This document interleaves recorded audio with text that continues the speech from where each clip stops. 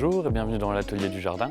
Alors cette semaine nous allons parler de bouturage de vivaces et nous allons bouturer le Trichirtis, qu'on appelle aussi le lys des crapauds plus communément. Donc c'est une petite vivace qui a monté à 60 cm de haut environ, qui aime bien les sols frais et humides. Et elle a l'avantage d'avoir un feuillage panaché et en plus de ça une floraison qui va s'étaler de mai jusqu'aux premières gelées. Donc du coup, pour ce faire, nous aurons besoin d'une plaque de multiplication, d'un terreau de multiplication.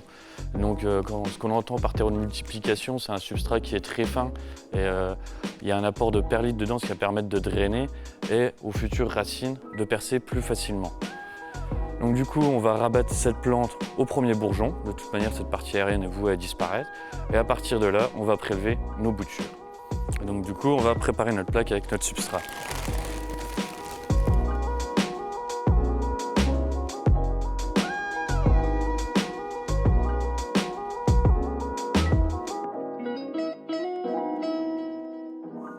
On remplit bien la plaque.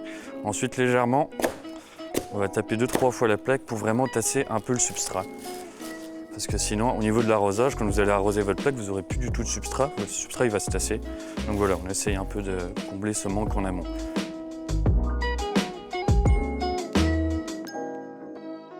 Donc une fois que votre plaque est prête, on va aller l'humidifier. Donc pour ça, on utilise un arrosoir ou une pomme d'arrosage. Voilà. Donc du coup, ensuite, nous allons prélever nos futures boutures sur notre pied-mère, donc toujours au-dessus d'un bourgeon.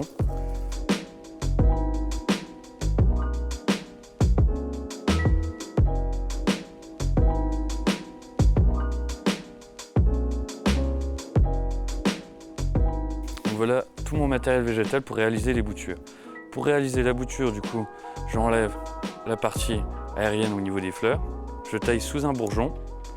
J'enlève la feuille, ce qui me permet de voir un petit bourgeon, et c'est à partir de là où les racines vont se démarrer, à partir de leur racinement.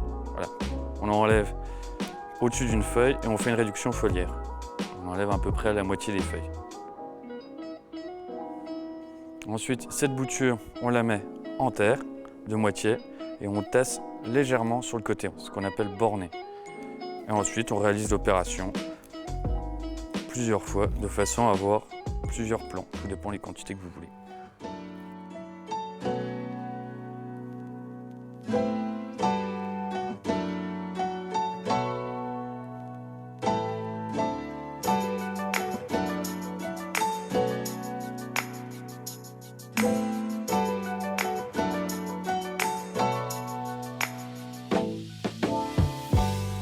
Donc une fois que vous avez le nombre désiré, on va se retrouver du coup sous la chenille pour voir l'opération finale.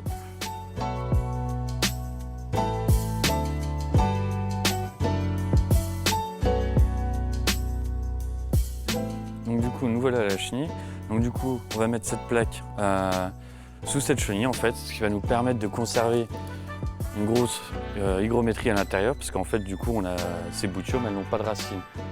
Donc il faut éviter qu'elle dessèche, donc en les mettant à l'étouffer avec une forte hygrométrie, ça va permettre à la plante de ne pas dessécher et du coup de lui permettre de développer ses racines. Donc on va brumiser un petit peu les boutures, toujours s'assurer que le substrat reste humide pour l'enracinement. Donc ensuite on referme avec cette bâche durant 3 semaines.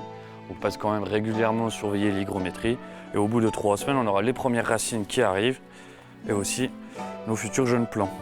Donc les racines se sont déjà développées, on le voit bien. Et donc ça, à partir du printemps, vous pouvez le rempoter chez vous, dans vos godets ou dans vos massifs, comme vous voulez. Voilà, c'est tout pour aujourd'hui. Je vous donne rendez-vous la semaine prochaine.